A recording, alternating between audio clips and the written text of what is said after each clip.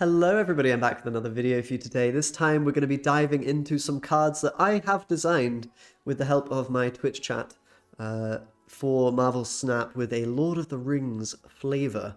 So some interesting synergies, lore-friendly abilities is what you can expect from this video. We're going to be going down the rabbit hole, kind of a thought experiment type video here.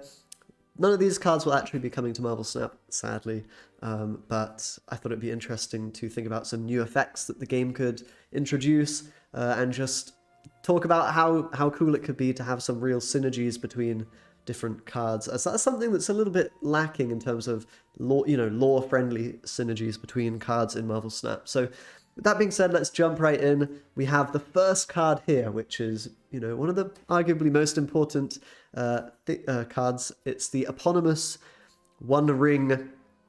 Now, I wanted this card to synergize with a lot of the other characters in, the Lord of the Rings, because it's quite obviously a very important component. Things like Sauron, Frodo, Gollum, all these kind of guys that are all, tied up in their quest to seek out and potentially destroy the One Ring. So with that being said, here we've got a 3-mana -2 strength card, which on reveal will merge with a random friendly card at this location and double its power. So you can think of this like a Hulkbuster, essentially, but it has the additional effect of doubling the power of whatever it's attached to, with the downside of reducing that power. So the idea is you would want to play this on a very big unit to get the real value from its ability, but we've also got some other synergies in the form of the cards that I'll talk about in a second here, which work very well with the One Ring. So that being said, let's move on to the next sort of synergistic card with this card.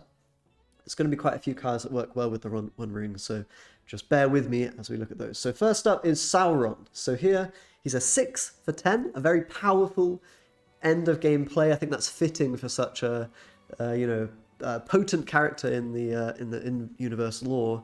And his on reveal ability, if the One Ring is in your hand, play it at this location. So basically lets you cheat out the One Ring, gets you that 3-mana card onto the board. Very, very powerful. Maybe even a little on the too strong side of things here. However, of course, there is the downside that, the ring will attach to a random character. So if you want the ring to go on to Sauron, you would have to play him alone in a location to guarantee that ring value. If you do that, it's going to be a mighty 16 points from the get-go there, which is, perhaps a little on the strong side. You could even consider dropping Sauron's strength a little bit here to make it perfectly balanced, but there's a lot of cards that are very strong in Marvel Snap, so I don't think it's too outrageous to have some more powerful effects here. So that's the first interaction we have with the One Ring. I really like it because, Sauron, when he has the ring, is going to be really, really potent, but of course you don't want it to randomly go to a different unit. So it gives a bit of some interesting gameplay decisions there that you would have if this card were in the game. And of course that nice lore-friendly synergy. So that's the first interaction we have with the One Ring. Let's talk about the next. We have Bilbo. Now Bilbo's pretty straightforward 1-drop. Also might be a bit too strong. This ring archetype, shall we call it, might realistically need a couple of points tuned down because Bilbo's going to just be a 1/2, which is already not too bad, and on reveal would draw you the One Ring. Probably too strong in reality, giving consistency to an archetype that would probably end up being very, very decent. But I think, having a bit of consistency is nice.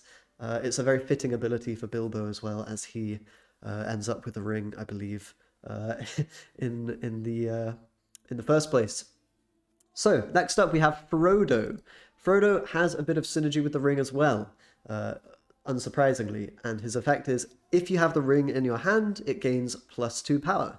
So we can boost the ring up from -2 strength to 0 strength, meaning when you attach it to a unit, it's simply going to double that unit's power, which is obviously far more powerful than it would be if it also, reduces their power when merging. So yeah, Frodo, a nice synergy here. Maybe also too strong. You can curve Bilbo into Frodo for a reliable, 4+ point Frodo. Gonna be realistically a lot more points than that. So again, these cards, balance. Let's not worry too much about that. But yeah, I think it's a very cool effect. It's very thematic. You know, he's, of course, the ring bearer, right? So pretty important to have a synergistic ability with the ring. Okay, next we have Gollum. A little bit, I really like this ability, but I wasn't exactly sure whether Gollum should have some other kind of effect. But here it's, this card gains power instead of losing it. So again, we can synergize Gollum with the One Ring, provided we don't do like a Frodo on the ring. This is a different line of play you could take. Instead of going Bilbo into Frodo, you could go Bilbo into Gollum, and then play the ring on Gollum. When you do that, it would mean a Gollum ends up at 10 strength, because the ring would give it -2, but that ends up actually being a +2 for Gollum, since he gains power instead of losing it, and you'd end up with a really nice 2 into 3 for 10 points, which I think is pretty fair. You know, it's pretty conditional, but definitely very strong. So that's one thing you can do with Gollum. Gollum can, of course, be used in other ways. You know, in certain locations, you might get some extra value from him. You know, things like the sewer system, or like whatever. And of course, he's resistant to the opponent trying to take away his power. So quite a nice card design, I think. And I like it fits with his character, right? He's just so depraved and lost that even when he's losing strength, that actually is something that doesn't negatively affect him. So yeah, that's Gollum. Now, are there any other cards that synergize with the ring? There might be, but if there are, I can't see them right now. So that's what we've got for the moment. Let's jump into the next sort of batch of cards, I guess we should say, that synergize nicely with each other. So the first will be Gandalf the Grey. It's a 3 mana, 2 strength unit, and when this is destroyed, shuffle Gandalf the White into your deck. So I wanted the theme of this card to be with Gandalf's death to the Balrog in the films, and his subsequent sort of resurrection or return as Gandalf the White. And I think that's a very lore-friendly idea, and we've tried to make it... I think this card's pretty balanced. So you play a 3-cost card, you then destroy it maybe on turn 4 with whatever, Venom, a Carnage, something like that, and then you're going to maybe play Jane Foster on turn 5, as we'll see. Gandalf the White here is a 0 mana, 5 strength card with ongoing. This location has +5 power, so a nice 10-point play if you're able to tutor that out with Jane Foster, for example, you know, taking a 0-cost card from your deck. Alternatively, just drawing into it, which is going to be quite unlikely. I think the conditions that are there for Gandalf to be destroyed and then found again are enough to justify this being quite a powerful 0-cost card that you then put into your deck. Worth noting, this is the only way you get Gandalf the White. You can't put Gandalf the White straight into your deck. You have to destroy Gandalf the Grey to get this card. So, that being said, we have the Balrog, which synergizes with Gandalf, strangely, but the Balrog is destroying Gandalf as he is destroying all 2 power cards at this location. I think this is a really cool and nice card. It's sort of a counter, potentially, to Brood, which I'm sure many of you are not fans of. It's a very strong card. Balrog gives you an answer. It will affect your own cards as well, so you could get Gandalf the Grey on the board, then Balrog him, destroy him. I think that's really nice in terms of flavor and lore. And I think the Balrog here would be a very, very decent card, depending on certain matchups and what you're up against. Maybe even a little too strong again. Could be a 5 strength, perhaps 4 strength. Might be a bit fairer, but I think, yeah, I wanted the Balrog to be quite intimidating, quite powerful, and to give those pesky Brood Silver Surfer players something to worry about. And hopefully change the meta up should that card be introduced. Okay, so that's the next sort of package we've got there. We've got a few more Destroy synergies for the Balrog here, and for the bad guys, for the armies of Sauron. So the first of those will be the Uruk-hai. I mean, this is really the only other sort of Destroy synergy that I've got in this, you know, expansion, shall we call it. But I like this card a lot. 1 mana, 1 strength. When destroyed, add a copy to this location with +1 power. So you can think of it kind of like a Deadpool, but you don't ever have to reinvest the mana as you would with a Deadpool. You could just sort of eat stuff in that, you know, destroy stuff in a particular location, and this guy's going to keep growing and growing and growing, which I think is really nice for a 1-drop.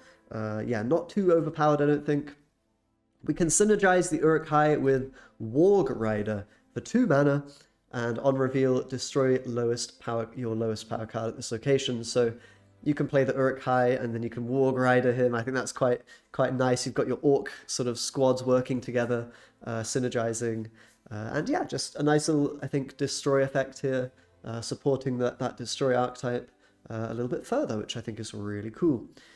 So let's now talk about the other turn 2 play that you could go if you want to be a sort of lore-friendly Sauron army deck, I guess we could call it. So we have the Mouth of Sauron, which is a 2-mana, 4-strength card, already a pretty good stat line. On reveal, discard a random card from your hand, and add a Nazgul to your hand. Now, to understand this card, we're going to have to find out what a Nazgul is. Nazgul is a separate card that you can also put in your deck.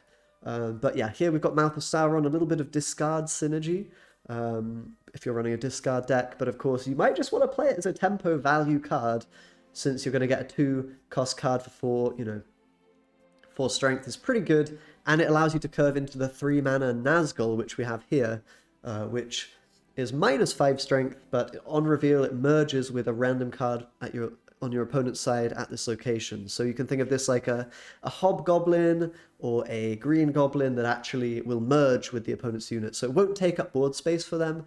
I like this design a lot as well, because the Nazguls are known for sort of hunting down the ring bearer, and in that sense, they're sort of merging, they're like chasing after one of the opponent's units, preferably the one with the ring attached to them. If you do that, then you're going to negate the value of the ring, because it doubles the strength, right? The ring and the Nazgul's taking away that doubled strength. So I really like the Nazgul effect here. You can get it with the Mouth of Sauron with that discard into a Nazgul. You can also just play this independently. That leads me to the next card, which also works well with the Nazgul, which is the Witch King. A very intimidating character in the Lord of the Rings. The king of the leader of the Nazguls, essentially. At 4 mana, so you can curve the Mouth of Sauron into Nazgul, into the Witch King if you want. This has 0 strength at first, but it has an ongoing effect of +2 power for every empty space at this location. I really love this effect. Basically, if the Witch King is the only guy there in that location, he's going to be a crazy, what even is that? 14 points. But of course, the opponent can play cards in that location to negate his effect. If he's the only card for you and the opponent plays fully into a location, it'll be 6 points, which is, not so great for a 4 drop, but I think it's still pretty decent. Yeah, just quite a nice card, a bit of counterplay. Of course, if you play a Nazgul in the location where the Witch King is, the Nazgul won't take away from his value, because it's just going to merge with one of the opponent's units. So I like the synergy that the Nazguls and the Witch King have. Probably quite strong. So next we should talk about the kryptonite of the Witch King, which is Eowyn. For anyone that knows the lore, Eowyn is actually a woman. There's sort of a prophecy that the Witch King will die at her hand, or at the hand of a woman.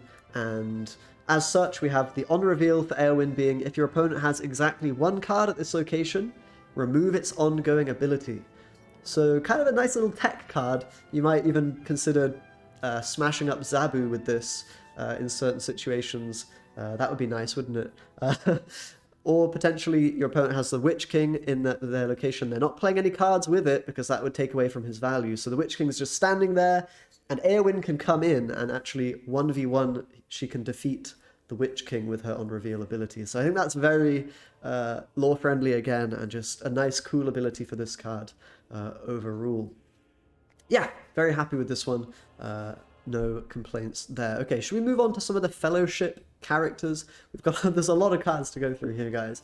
Might end up being quite a long video, but let's do that. So first we have Faramir. He is sort of just this bit of a side character, I guess you could say. Boromir's younger brother, I believe. Just sort of a generic ability here that sort of fits with his idea of being a bit more of a lone wolf kind of a guy. So we've got 2 mana, 2 strength, ongoing. If your opponent has more power at this location, then add 3 power to the right location, like the location on the far right. I really like this effect. Could be good in an ongoing deck. Could be very strong, in fact. Lets you commit to a location without sort of putting all your eggs in one basket. Cool ability, I think. Nothing too more to say about that. Next, we've got Boromir. 5 mana, 11 power. If your opponent has more power at this location at the end of the turn, destroy self. So here we've got a high risk, high reward kind of a card. If you're, kind of working like a Crossbones or something like that, if you're already ahead in strength, and playing the Boromir at that location to sort of seal the deal can be very powerful, but you've got to be a little bit careful, as he might end up dying if the opponent has too much power there. And that's quite lore friendly with what happens with Boromir. In the films he ends up dying at the hands of Lurtz, I believe, protecting Frodo from Sauron's armies. So I think quite a fitting ability. If the opponent overwhelms you, then Boromir is going to sort of be the sacrifice there and die, but otherwise a very strong card. Okay, who have we got next? Next we have Gimli. Gimli, we've got a 2/2, again, and an ongoing effect once more. If you have exactly one other card at this location, then gain +3 power. So kind of working like things like Namor, Orca, like whatever, any of those things, but with a with a bit of a spin on that ability. Here you're going to have exactly 2 units for Gimli to get his effect. And I think this works quite well with Gimli's character sort of being quite friendly with Legolas, but not having a good companionship with him. So let's talk about Legolas next. Not super happy with this ability, but I think it's quite interesting, and there's another synergy I'll talk about, or a lore-friendly interaction I'll talk about with the Legolas here. So 5 mana, 3 strength, on reveal, destroy the next card your opponent plays. Quite a powerful effect. You can potentially, if you have initiative in the game, you could play this on turn 5, and then snipe whatever the opponent's turn 5 play is, if they only play 1 card. If you aren't doing that, then this card's going to struggle a bit, because the opponent could just play 1 weak card first, and then a stronger card, and you'll not get much Legolas value. But it also shuts down decks that will want to do a very powerful just turn 6 drop, like a Destroyer or something. You can set the Legolas up on turn 5, and then maybe snipe their win condition. I think it's quite fitting with his he's like drawing the bow back, getting something. And we'll talk about the other interaction he has, which is with Oliphant here, or Mumakil, I believe. The lore fanatics will say they're cool. So here we have a 6 mana card, perfect for Legolas to snipe if the opponent's wanting to play this on turn 6, although this card probably not the best. It's a 9 strength ongoing. Your opponent's cards have -1 power at this location, meaning you can get theoretically 13 points with this card, plus ongoing value, which is pretty good. Don't get me wrong, it's pretty good, although it's quite conditional. I think it's fairly fitting with the huge, elephants that just like crushing through the battlefield. And I wanted it to work with Legolas for sure. So yeah, not the best card ever, but pretty cool. Let's move on to Saruman and some of his synergies, okay? So here we've got Saruman with an on-reveal effect of change this location to Orthanc Tower. Now I've made 1 location for this expansion, which will only be possible to get when you play Saruman on the board. And Saruman's a 5/4. Let's see, what is Orthanc Tower doing? It's a bit big here, but basically Orthanc Tower, after each turn, it'll give Saruman +3 power and no other location effect. So if you think about how that will work, you will play Saruman, he kind of then works like a Scarlet Witch or a Storm, but in essence he's then going to get +3 immediately, go to 5/7, and then +3 a further turn on the final turn to a 10 for 5. Now that is only if you don't run into any kind of disruption, your opponent doesn't perhaps move your units or change the location back themselves, for example, with a Treebeard, maybe, perhaps. The Treants might rise up and attack Orthanc Tower, as they did in the films. Here we've got Treebeard 6 for 9. On reveal, flood this location and fill both sides with rocks. I think this is a really fitting ability. It means if you play Saruman on his own in a location, Treebeard can come in on turn 6 and win that location, denying the Saruman value. It also is a card here that can work quite well with, with Patriot decks, because the rocks won't have any abilities. So I think there's some really nice things you can do with the Treebeard. You can maybe ramp into it and clog a location as well, potentially. Or you could perhaps, think of playing Limbo and playing Treebeard into Hazmat or something like that. There's a lot of things you could do with this card. I think it's a really nice design. It interacts with Saruman as it should, and pretty happy with that. So I wanted also the Hobbits Merry and Pippin to synergize with this idea of Treebeard and perhaps with the idea of Patriot, since, you know, I want those cards to be in a similar deck if possible. So here we've got Merry. It's a 1 mana 2 strength, as a Hobbit should be quite weak. On reveal, he adds Pippin to the location on the right. And what is Pippin? Well, Pippin's just a 1/1 with no ability. So you've already got a 3 power 1 mana card here, which is quite good, of course.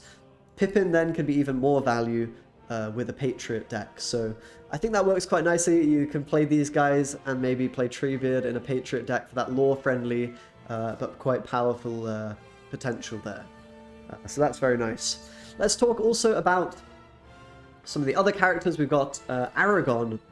It's a very important character. He's a 4 mana 6 drop.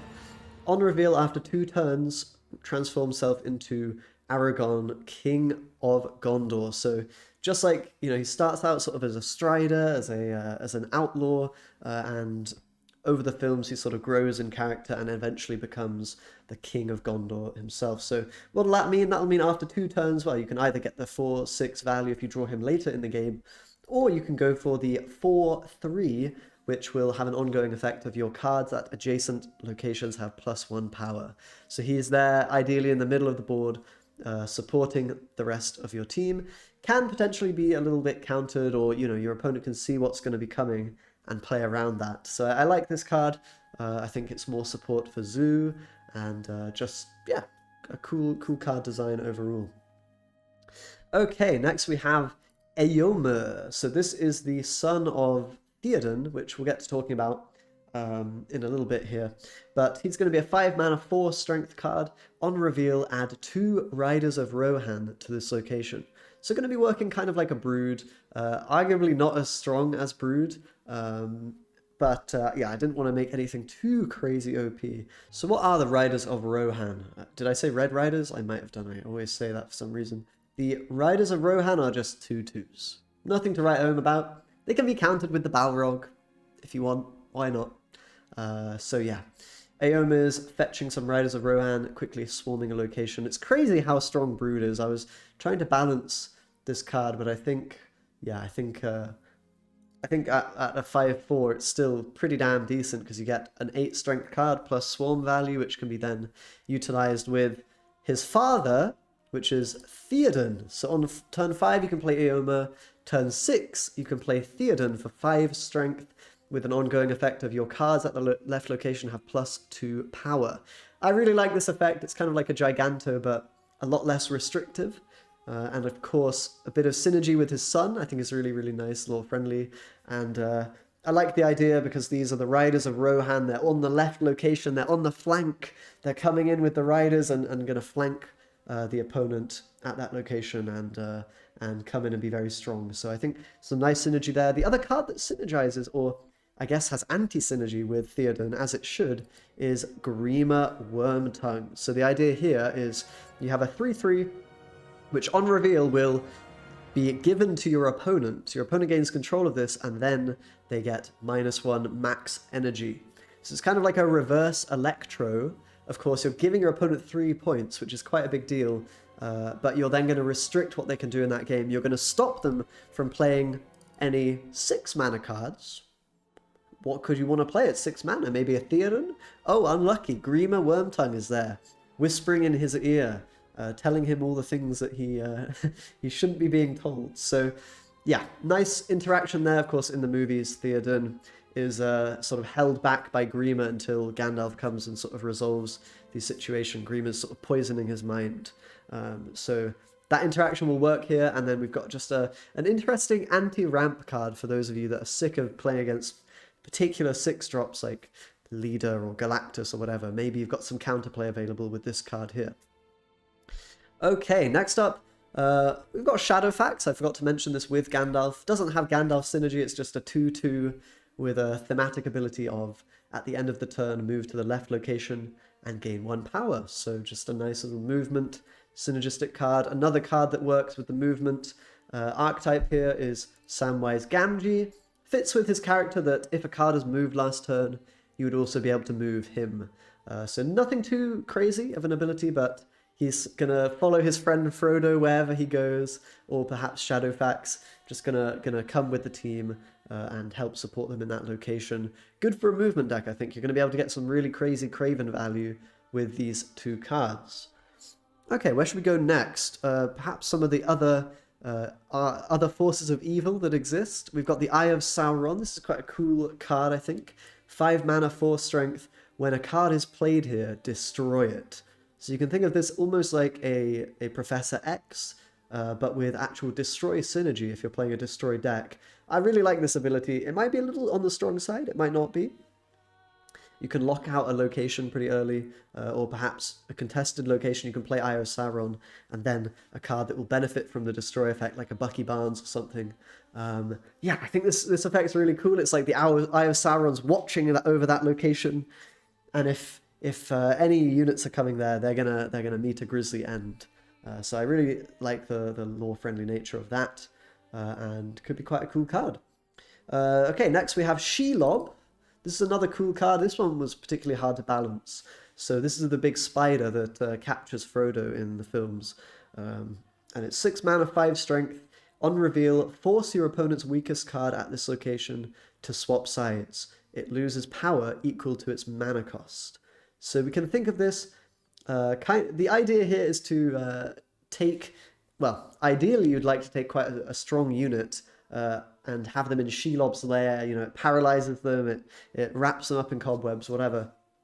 And then it's going to lose power equivalent to its mana cost. So, yeah, basically you could get a 3 strength card, for example, maybe a 2-drop, and this card wouldn't be very good. It would maybe be a 8 or so value for 6. Alternatively, you might be able to go into a location where they've only played 1 or 2 big guys. Maybe they play a bloody Sauron at the end of the game on its own in one location. You can come in with your Shelob and you know, grab him, paralyze him, and use him yourself. So I think this ability is very lore friendly. Again, I've tried to make sure that all the abilities are, because I think that's the most exciting aspect of designing these kind of cards. But yeah, I like Shelob. It's a little bit polarizing. It's a little bit crazy swings, which I'm not, you know, a bit like Leader in that sense. You maybe have to play around this or face a grisly end. But yeah, I do like the design of it, even if it's maybe a little bit sort of hard to balance properly. Okay, next for the bad guys, the final sort of, you know, evil character that we have, and it's going to be Lurtz. 3 mana, 3 strength. So if you don't want to play a Nazgul turn 3, but you still want to play some bad dudes, you can play Lurtz. And if your opponent has 1 card or less here, gain 2 power at the end of turn.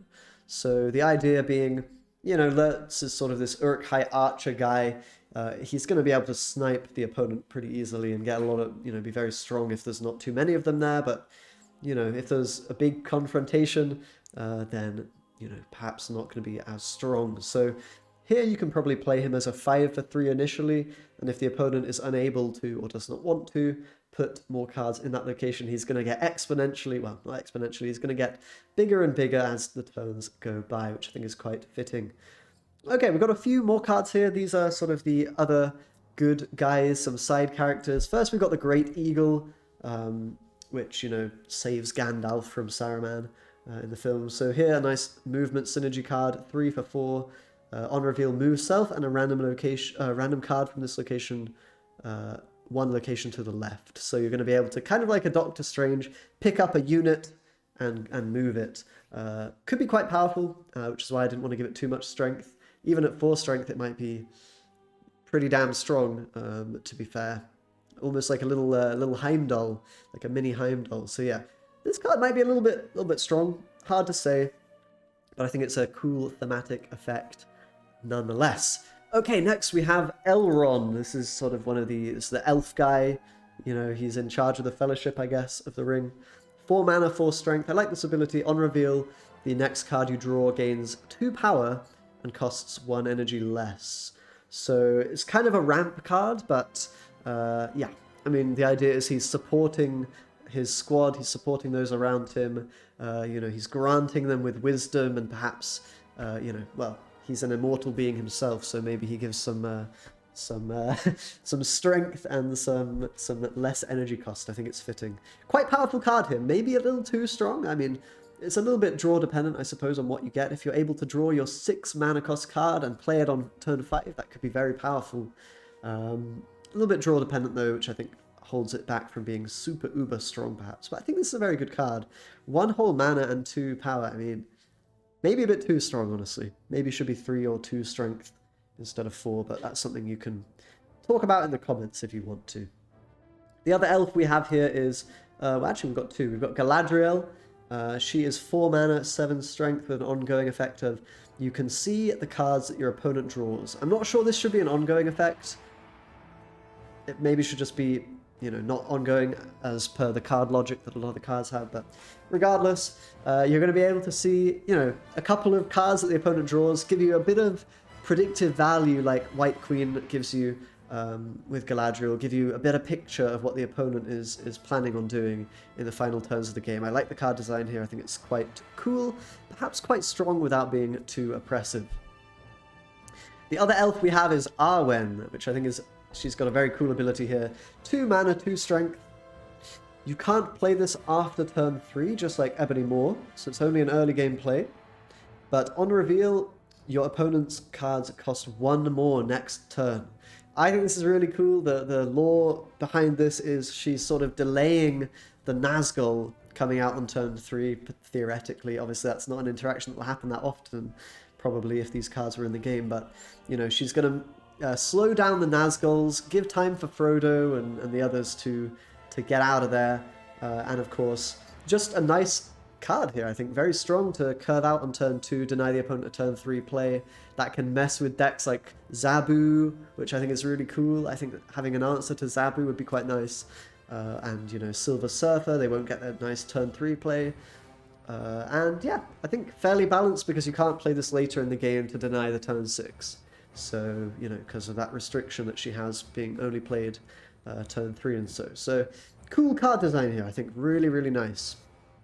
One more card for you here, and it is Denethor. This is the sort of leader of Gondor before he jumps to his doom and kills himself at the end of the film, or near the end of the film. So 4 mana, -1 strength. He doesn't really help the team. He's sort of a bit of a bitter guy, not very good for the morale of everyone in Gondor. So when you play a 6 cost card, he will destroy himself, as in the film. He's going to suicide and give your other cards +1 power. This card might be better as a 3 mana card. You know, it's essentially a Nova effect without having to destroy the Nova, but it obviously costs quite a bit more. I think it's a very cool ability, but maybe 3 mana would be a bit stronger. 4 mana, I figure if you play a lot of units, you can, you know, if you play at least 8 units, you can quite easily get 8 value from Denethor. So it wouldn't fit in every deck, but would be maybe good in certain styles of Zoo or something. I don't know. Or, yeah, maybe not in Zoo, maybe just in some value deck. But yeah, maybe 3 mana is a bit more fitting for this card. That's sort of a balance issue. But I like the effect. It's again, he, you know, is going to kill himself, and when he dies, everyone is sort of relieved of that negativity that was brought by this man and his unwillingness to sort of fight the armies of Sauron. So there you go, guys. That is my Lord of the Rings Snap expansion. I haven't missed any cards, I hope. Do let me know what you think of these. I think the design's really nice and cool, and lots of lore-friendly synergies between these cards. It'd be very fun to experiment and play around with them. Certain things might be a bit too strong, as I said, like the One Ring archetype with Sauron. I mean, like, let's be real, guys. If Sauron has the One Ring, it should be a very powerful play, right? If Sauron gets the One Ring, it should be strong. If you Frodo and buff the ring up, and Frodo brings the ring to Sauron, I mean, that's not gonna end well for everybody, right? According to the lore. So I think it's fair that some of these cards are quite strong. That being said, guys, I hope you enjoyed this. If you enjoyed, let me know. I might make more. You know, I might design some more cards from different games, you know, maybe Witcher is one I'm thinking of. Star Wars, we could design some Star Wars Marvel Snap cards. But yeah, I hope you enjoyed. Subscribe as always for more content, and I'll see you next time. Bye-bye.